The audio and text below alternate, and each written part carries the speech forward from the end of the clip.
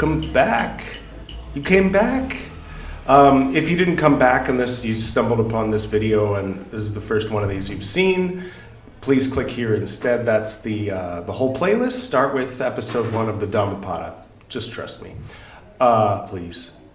Anyway, I explain a lot more why you should do that, usually at the beginning of the videos, but I'm trying to save some time. If you definitely are here for the Lotus Sutra, but you don't want to start with episode 13, click here. All right, well, I'm going to try to do better this time. After all, if some of the later sutras are to be believed, if I expound upon this sutra in the wrong sort of way, I will definitely be incarnating into the Avicii hells in my next life. And we wouldn't want that, would we? Well, maybe you might, but I don't. So, last time we learned that it's okay to lie if it results in the person you're lying to indirectly ending up attaining nirvana. That's what it said, right? Am I misreading that? That is what it said, right? And that even though there's different kinds of vehicles in the lie, that ultimately it's the great vehicle or bullock cart that everybody ends up in the end, because this is the Lotus Sutra and it's early Mahayana, so it's sort of defining Mahayana right now. When I say the Buddha is speaking, I'm not talking about literally the Buddha who walked on the earth in around 600 BC. I'm talking about the character called the Buddha as he is presented in the Lotus Sutra, where he says, remember when I said that thing? Well, I changed my mind and now I'm saying something else. And when I say Shariputra, I'm not literally talking about Shariputra, the cousin of the Buddha when he walked the earth. I'm talking about the character called Shariputra in this imagining. All right, so it's sort of, I mean, to give credit where credit is due, it's like an astral space, and it is, as I mentioned in episode 8, it is the product of a lot of monks deciding and debating and having conversations and having realizations and having epiphanies over a period of about 700 or 800 years, culminating in some or several of them sitting down and deciding that this ought to be written to update the teachings of the Buddha in a similar way that Joseph Smith updated the teachings of Christ, which if you're Mormon, that's a compliment. And if you're Mahayana, I mean it as a compliment. I'm doing my best here, so I'm going to come, I'm trying to come halfway, so. All right. I'm going to be as honest as I can, while at the same time doing my best to be respectful. I came from an order where, what was the advice given? Cast not criticism upon things that others consider sacred. Cast the not criticism or curses, right? And definitely in Suryagama Sutra, it specifically states that people who contradict or say that the sutras are a bunk or a bunch of hooey, they will definitely end up in the Avicii hells. And the people that respect their positions will also go to the Avicii hells with them. So I don't know, you might just want to turn this off right now and find a proper monk. Again, I'm not a monk, I'm just a guy. I'm just coming from where I'm coming from with this. So take it with a grain of salt. Take this with a grain of salt too. Okay, picking up right where we left off. The Buddha is talking to Shariputra. I'll behave. Now, Shariputra, even as that man with powerful arms, without using the strength of his arms, attracts his children out of the burning house by an able device, and afterwards gives them magnificent great carts, great vehicles, if you will. All right. So, Shariputra, the Tathagata, the Arhat, possessed of knowledge and freedom from all hesitation, without using them in order to attract the creatures out of the triple world. That's past, present, and future. It's a nice turn of phrase, but people don't automatically know what the triple world means. But I think we should just pause and take a moment to appreciate that phrase, the triple world, past, present, and future. Okay, moving on. Right? Out of the triple world, which is like a burning house with decayed roof and shelter, shows by his knowledge of able vehicles, 3 vehicles, vis-a-vis the vehicle of the disciples, the vehicle of the Pratyeka Buddhas, and the vehicle of the Bodhisattvas. Okay. I was wondering what these 3 vehicles were that he kept talking about. I was thinking that they were, since, Hinayana is the slang term, the slur that Mahayana used for Theravada, meaning little vehicle. And Mahayana is, of course, the word they use for themselves. And then later on, Vajrayana was developed, which was, the lightning path, the lightning vehicle, or the thunderbolt vehicle. And then Sutrayana is, I guess, what I'm doing, which is trying to get there by way of reading the sutras, which is a little bit of a derogatory term for people who aren't willing to submit to the guru in Vajrayana and take the oath and all that good stuff. So, a lot of bathwater. But I am going to find that baby if it's the last thing I do. I really like Dogen, but he's like way on the right side of that shelf, so I will definitely have a few more. I've got a few little white hairs that you probably can't see. This is getting very light, and there's a little bit of white coming in here. So I might be full white, hair-wise, by the time we get to Dogen. But I enjoyed all 4 volumes of Shobogenzo, and he talks about, when Dogen talks about the Lotus Sutra, I'm right there with him. When I'm reading the Lotus Sutra directly, I'm like, guys, so it'll be nice to eventually get to Dogen, but we've got a long way to go before we get there. Anyway. All right. Magnificent great carts. So, Shariputra, okay, skip, we did that already. So, the vehicle of the disciples, the vehicle of the Pratyeka Buddhas, and the vehicle of the Bodhisattvas. Right? Maybe that'll make more sense with time.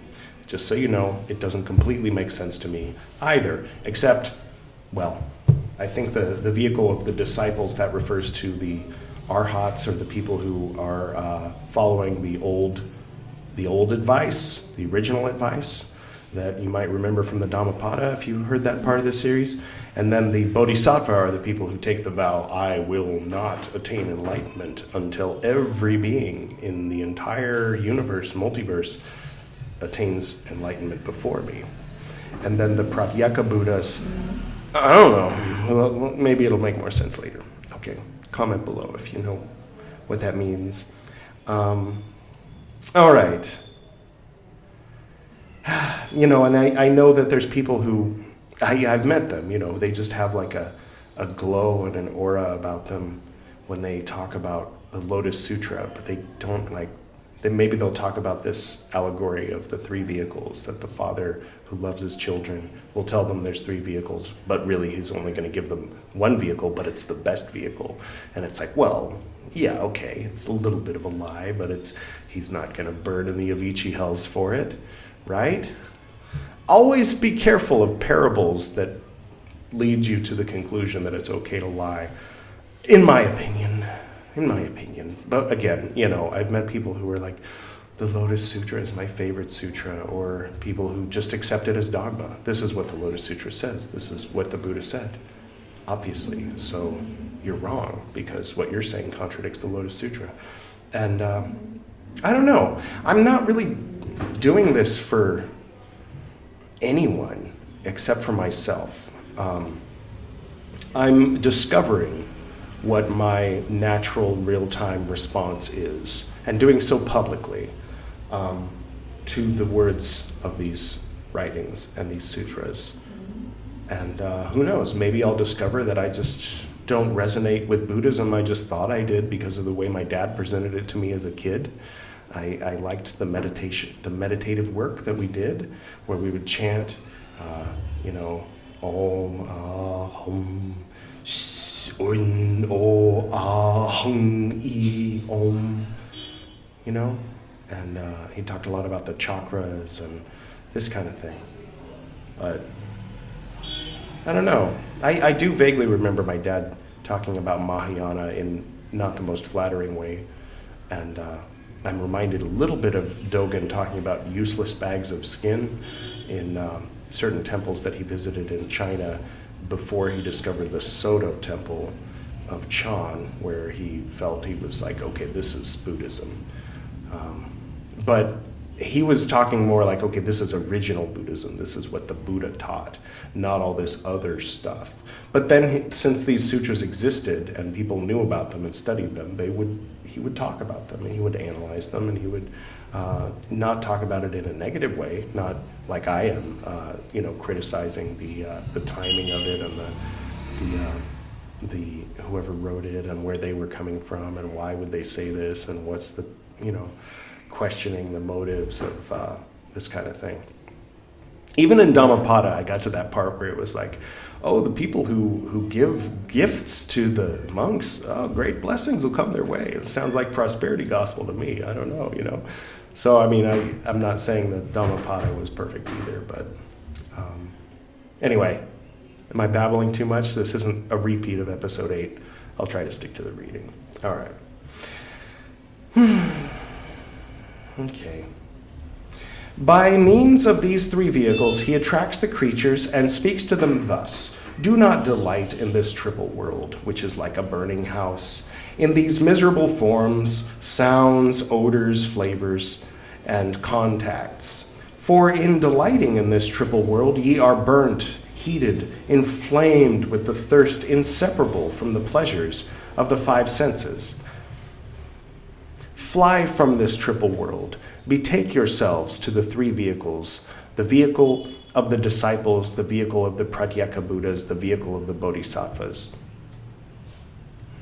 I give you my pledge for it, that I shall give you these 3 vehicles. Make an effort to run out of this triple world, and to attract them, I say, these vehicles are grand, praised by the Aryas, and provided with most pleasant things, which such you are to sport, play, and divert yourselves in a noble manner. Ye will feel of great delight of the faculties, powers, constituents of Bodhi, meditations, the 8 degrees of emancipation, self-concentration, and the results of self-concentration, and you will become greatly happy and cheerful.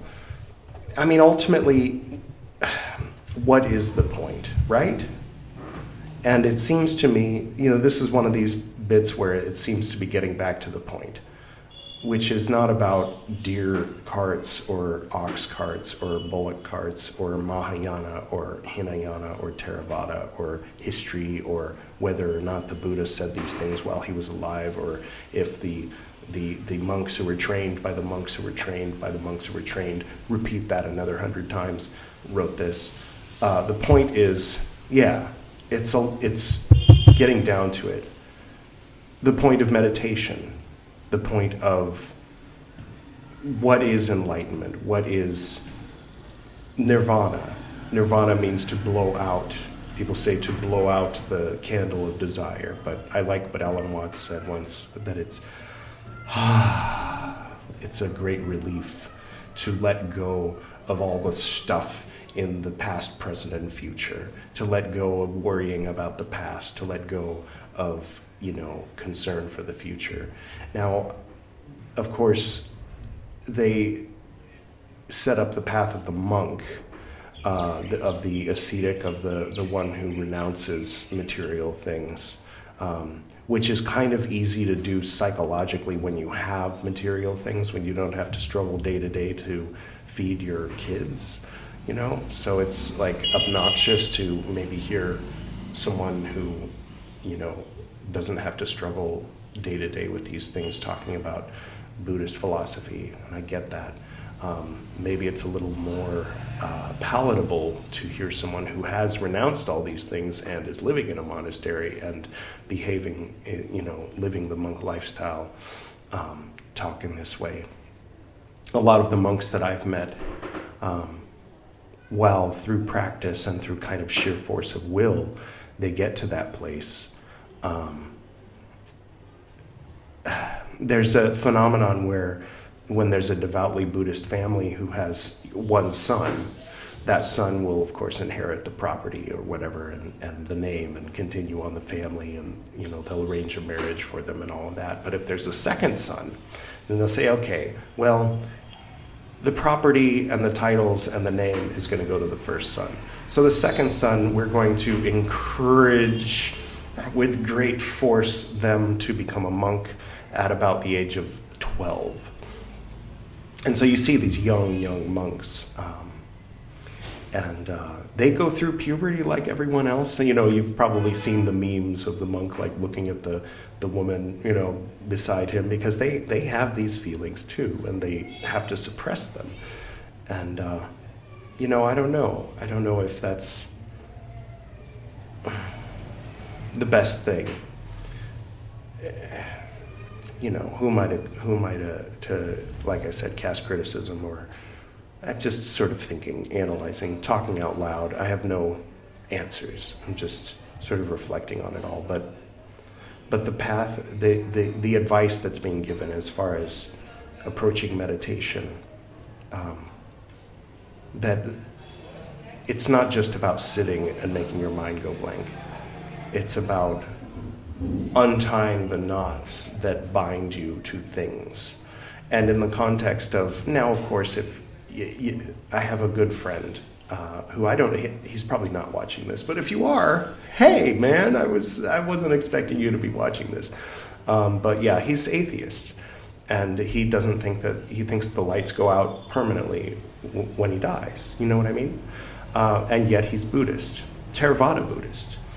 But it's not about attaining something in order to break out of the wheel of reincarnation. It's about attaining peace in this lifetime in order to better, experience life, and to better, to escape from the traps and the snares of life, and that there is wisdom in how one approaches desire and attachment to avoid needless suffering in this life. It's not about where you're going to reincarnate next.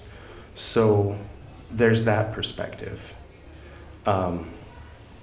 But if you subscribe to the idea of the soul, which, depending on which school of thought of Buddhism you look at, is kind of an interesting question. I mentioned in yesterday's reading that they use the word soul. And it's like, what word is that they used? Because I don't know, is that self? And if so, I guess Madhyamika hadn't come along yet. That was Nagarjuna asking the really deep, profound existential questions. So this was a few hundred years after Dhammapada, but a few hundred years before, at least a couple hundred years before Madhyamika. So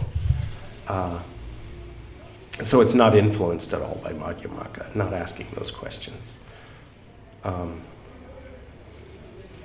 But yeah, as far as hungry ghosts, the ones that can't get over the memory, that can't let go of the past, can't let go of their lives, can't let go of the things that they miss in their lives, but they're gone. They left their bodies, and so they wander and they haunt houses and things like this. So kind of how to avoid becoming one of those, or how to avoid being one of those while you're still alive.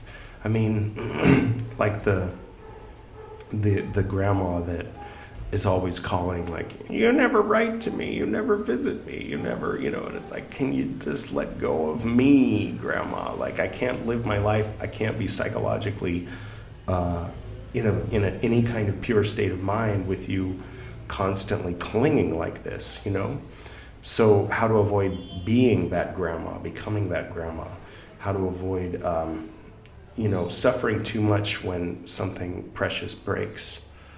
It's about coming to terms with impermanence. It's about being free from it's needless because it can be avoided, suffering which results from clinging and attachment to things that are temporal.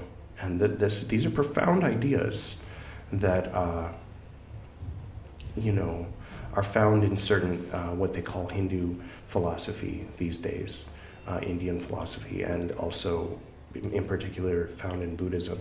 It's just that in Mahayana and in Vajrayana, there's a lot of other stuff besides that core philosophy that is, in my estimation, the most useful and most kind of the definition of, be a good person, have good karma, don't be an asshole.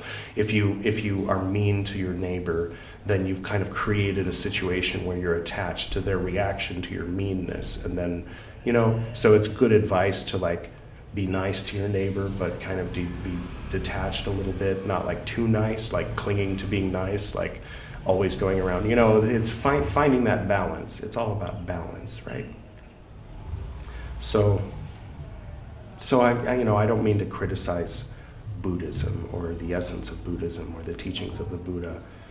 I just find myself a little bit irritated by what I perceive to be the unnecessary things that are around it this is very long. Dhammapada was very short and to the point. This is a lot. And some of it, I already know how it's been misused or misinterpreted, or when it becomes a dogma, then it becomes a thing that someone is attached to, which is itself a self-contradictory thing, right? When someone can't let go of, something that the Buddha didn't actually say, that someone said he said later because they were trying to make a point, and then the point got lost, but the attachment remained and became a dogma and became a religion that was forced by the community and by one's parents. You better learn this. And then, so there's never a moment where such a person would question these things. But, they go out and party at night and get drunk and forget about these things and then talk about how these things are boring. And then the next day go back to the temple with their mom and, devoutly pray, never once questioning these words or analyzing them. And is that useful? Is that what the Buddha would have wanted? It seems to me in Dhammapada he was saying, question these things. Don't just accept this, question it, right? And then it seems to me when the Buddha in Lotus Sutra is telling Shariputra, have I not already told you this? I'm going to lie to you, and then I'm going to tell you why it's okay that I lied to you, and then I'm going to ramble on a bit. I want to like this book, and I'm going to continue to read it, and it's a struggle. You're watching me struggle with this, and I hope that you have sympathy. Not sympathy, but I hope that you have that you haven't completely written me off as a total piece of crap for not just approaching this with I am privileged and honored to be able to read these words. It's just not where I'm coming from. So, in the context of what he's saying about, skillful means and all that, I guess I am one of these particular types of creatures. I'm not a Garuda, I'm not a serpent, I'm not a demon, but I am an Edward. And so I'm trying to use skillful means on myself to come around to nirvana.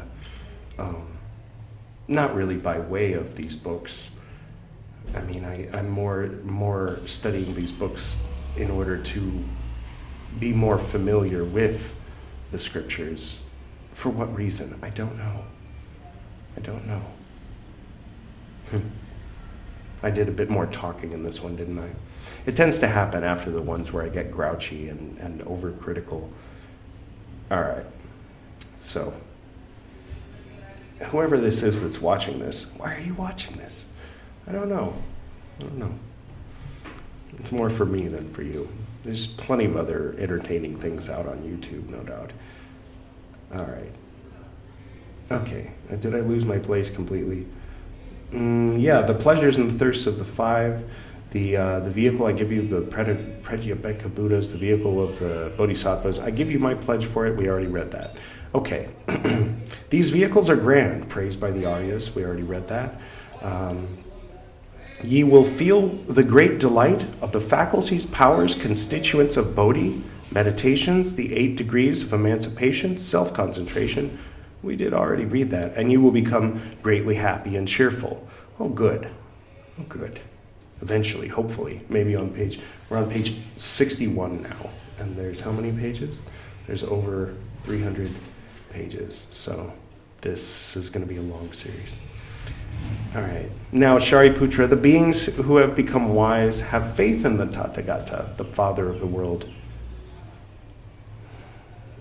There's also the level where, there's theories that Mahayana was influenced by Christianity, because by the time this was written down, early Christianity was kind of already in full swing, the 100 or 200s, right? So this is before Constantine, but after the Gospels had started really spreading. And there's elements of Christianity in it, I find. And maybe that's what annoys me, because, familiarity breeds contempt, right? I grew up, with that clingy grandma taking me to church as often as she could get away with. All right, so where are we? The Father of the world, right? Since when is the Buddha the Father of the world? Well, since Mahayana got started, I guess. And consequently apply themselves to his commandments. Amongst them, there are some, and then they do the kajev just to really drive home the point. It's like they want Christians or former Christians to feel as comfortable as possible coming into this philosophy. Wishing to follow the dictate of an authoritative voice, apply themselves to the commandment of the Tathagata to acquire the knowledge of the 4 great truths for the sake of their own complete nirvana. These ones may say to be those who, coveting the vehicle of the disciples, fly from the triple world, just as some of the boys will fly from that burning house prompted by the desire of getting a cart yoked with deer. So the deer cart is the disciple vehicle.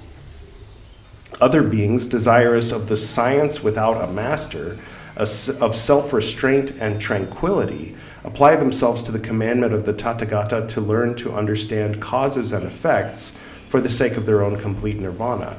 These ones may say to be those who, coveting the vehicle of the Pratyeka Buddhas, fly from the triple world, just as some of the boys fly from the burning house prompted by the desire of getting a cart yoked with goats. So the goat cart is, the Pratyeka Buddhas, and he's defining it here as understanding causes and effects, more of a scientific understanding. Okay. How about the third one? Others, again, desirous of the knowledge of the all-knowing, the knowledge of the Buddha, the knowledge of the self-born one, the science without a master, apply themselves to the commandment of the Tathagata to learn to understand the knowledge, powers, and freedom from hesitation of the Tathagata for the sake of the common weal and happiness out of compassion to the world, for the benefit weal. I'm just going to start saying wealth when it says weal, W-E-A-L, unless that's a word I'm just unaware of. I'm going to assume it's a typo. And happiness of the world at large, both gods and men, for the sake of the complete nirvana of all beings. These one may say to be those who, coveting the great vehicle, fly from the triple world. Therefore they are called bodhisattvas, mahasattvas. They may be likened to those among the boys who have fled from the burning house, prompted by the desire of getting a cart yoked with bullocks. And if you remember, all 3 of them got the cart yoked with bullocks. This explanation actually is refreshing, because I've heard this story told to me, but never the breaking down of which cart is which. So the ones that, like me, are really into the Dhammapada, they want the deer vehicle. The ones who also, a little bit like me, want to understand the sciences, the causes and the effects, want the goat vehicle, but everybody's getting the bodhisattva vehicle. All right, okay. I have a fondness for Avalokiteshvara, so Chenrizik they call him in Tibet. So I'll go along with it. But I will say that it was something that was developed after the Buddha came and went. That doesn't mean it's without value. All right. Unless, if we're fetishizing that individual. No, all the wisdom of Buddhism came from one guy named Siddhartha Gautama, and he was a king in Lumbini, and then he went to Bodh Gaya, and these were his teachings, and if it didn't come from him, then it's not Buddhism. That's basically the Theravada point of view. And I can totally, obviously, understand that point of view. But I'm going to do my best to shift into being open to a Mahayana point of view for the sake of reading this without just being a grouch the whole time like I have been recently. We've gone over 30 minutes, so I'm going to go ahead and end with that. They may be likened to those among the boys. Yeah, okay. Who have fled from the burning house, prompted by the desire of getting a cart yoked with bullocks. So we got that explanation today. That's nice. And also yesterday, when my hair was a little frizzy, and you might have noticed it was like sticking out, and the lighting was screwed up. Also, I was sick. When I started the reading, I was like, okay, I'm feeling a little funky. I get these little dizzy flashes, and I was having some stomach issues. But by the end of the reading, I was like ready. I needed to lay down. I was like, I finished editing, and then I just laid down, and I had a fever, and Priel gave me medicine, and then I started sweating. And I'll spare you more details than that. But yeah, so I wasn't in the best place yesterday with episode 12. So, if you're going along this ride with me, it's a bumpy ride. It's not a straightforward ride. I'm not the monk who's already, understands these teachings and is going to impart them to you in a way that's going to help you along the path. It's a little different from that. Is it useful? I don't know. I'm not intending to crap all over this teaching or all over Mahayana. I'm doing my best. So I hope that I don't know, on whatever level you're enjoying or getting something out of this. Maybe, I don't know, who's even watching this? I can't even imagine someone watching this, unless it's the future and I'm dead and you want to go back and sentimentally go through and be like, oh, this is what he said back then when he was alive, and how people are when someone dies. Then suddenly it's like they're famous or something for a minute. They get their 15 minutes of fame finally. No, but yeah, okay. So I've rambled on enough, and as always, I will close with the prayer that my dad and I used to do when I was young. To the north and to the south, to the east and to the west, to the spirits of light among us and to the spirits below, we send out our reverent love and compassion. May all beings be happy. May all beings be serene. May all beings be in peace.